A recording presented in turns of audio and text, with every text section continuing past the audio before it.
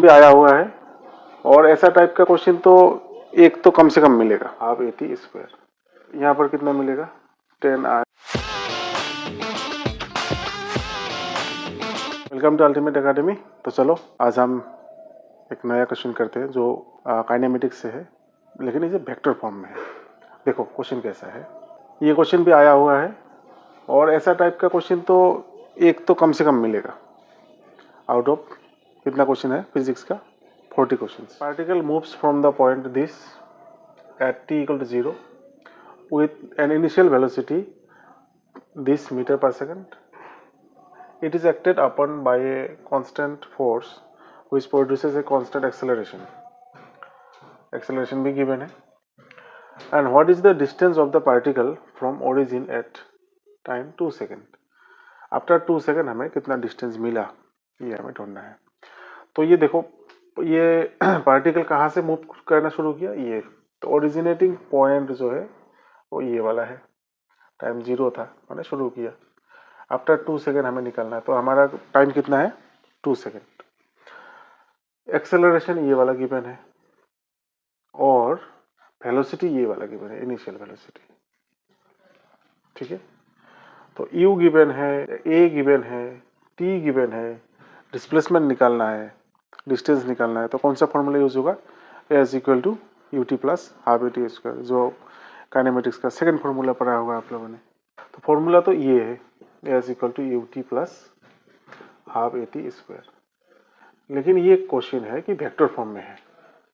ठीक है, तो कोई बात नहीं, वेक्टर फॉर्म में होने से भी सेम मेथड से ही करेंगे, लास्ट में उसका मैग्नीट्यूड निकाल देंगे, इतना ही फर्क है। तो देखो ध्यान से, u कितना है 5i प्लस 4j, t कितना है, t है 2, फिर हाफ, एक्सेलरेशन कितना है 4i प्लस 4j, t का स्क्वायर तो 2 का स्क्वायर, तो यहाँ पर कितना मिलेगा 10i 8j, ये बन रहा था 4, ये 2 से कटेगा। ठीक है, ये 2 से ये पूरा काट के 2 मिला, तो 8i प्लस 8j, तो नेट रिजल्ट आया 18i प्लस 16j। ये किसका वैल्यू है, ये है डिस्प्लेसमेंट का वैल्यू, टोटल डिस्प्लेसमेंट।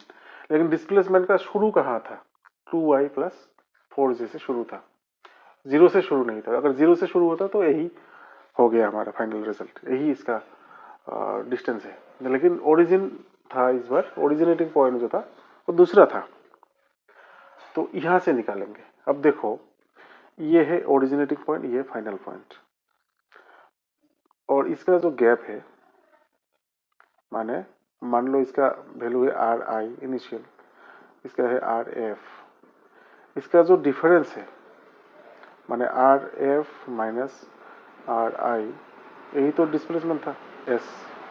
तो ये एस की जगह हम ये लिख सकते हैं कि आर एफ माइनस आर आई, तो ये कितना हुआ 18i plus 16j। R F कितना मिलेगा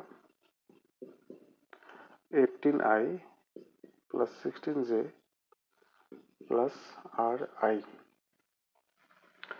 और ये आर आई का वैल्यू कितना गिवन है, आर आई का वैल्यू कितना गिवन है 2i प्लस 4j, यही तो था ओरिजिनेटिंग पॉइंट।